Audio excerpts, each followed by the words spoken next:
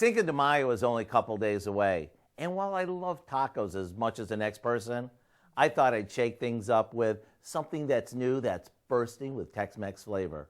So today, we're making a fun pull-apart bread with a tasty twist. It's easy, and it goes together like this. The next time that you're at the store, pick up a round, crusty sourdough or hearty white bread, like this one. Then, using a serrated knife, make cuts 2 inches deep, roughly an inch apart.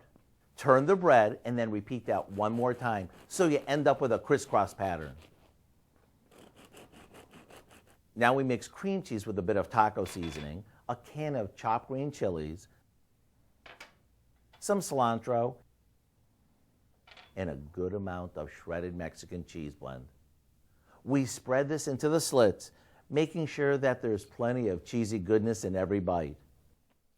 This will get wrapped in foil and into the oven it goes until the bread and filling are piping hot.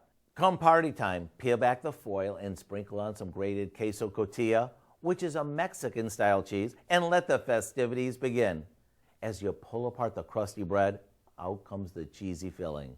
To get the recipe for our Fiesta Pull-Apart Bread, all you have to do is visit our website. I'm Howard with Kelly in the Mr. Food Test Kitchen, where today we found a fun and festive way for you to say, ooh, it's so good. Fun and festive, isn't it? You get it all over your face.